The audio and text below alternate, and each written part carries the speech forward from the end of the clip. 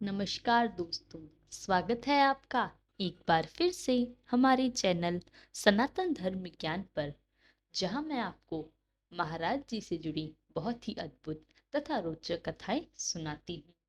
आज मैं आपको महाराज जी द्वारा बताई विनय चालीसा के अद्भुत लाभ बताऊंगी कि किस प्रकार आप विनय चालीसा का पाठ करके महाराज जी का आगमन अपने घर द्वार पर कर सकते हैं और किस प्रकार विनय चालीसा एक बहुत ही रोचक तथा बहुत ही लाभकारी हमारे लिए कथा हो सकती है।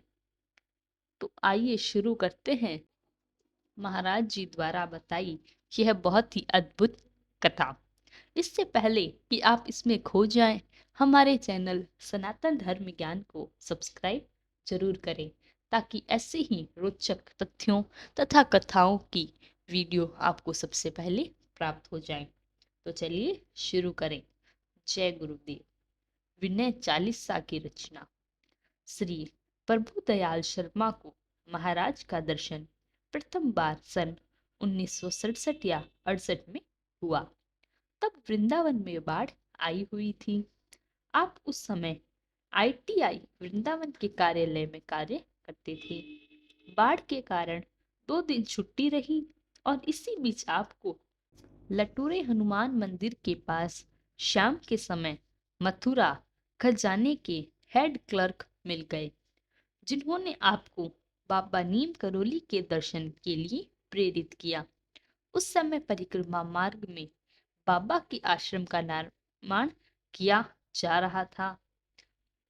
बाबा की कुटिया बन चुकी थी और लघु हनुमान मंदिर की स्थापना भी हो चुकी थी। बाबा आश्रम में विराजमान थे। प्रभु दयाल जी उन्हें जानते नहीं थे। इस कारण वह बिना श्रद्धा और विश्वास के दर्शन करने गए। बाबा ने आपसे पूछा, क्या नाम, कहाँ काम करते हैं? आपने उत्तर देते हुए उन्होंने आपको जानने को आज्ञा दे दी। आप इस प्रयत्न में थे कुछ देर और वहां बैठ जाएं, पर बाबा बोल उठे, अब आज्ञा हो गई है, जाओ।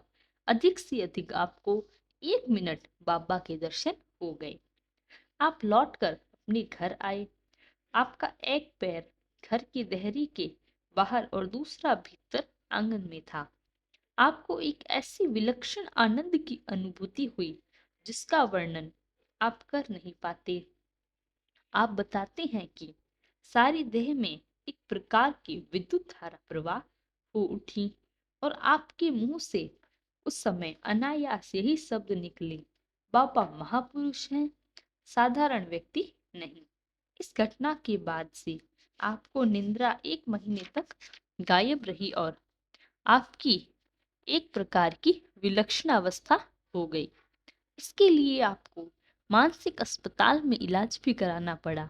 ऐसी स्थिति में आपने अज्ञात प्रेरणा से बाबा की स्तुति में विनय चालीसा की रचना की, जो इतनी सटीक उतरी कि सभी भक्तजनों की स्तुति का आधार बन गई।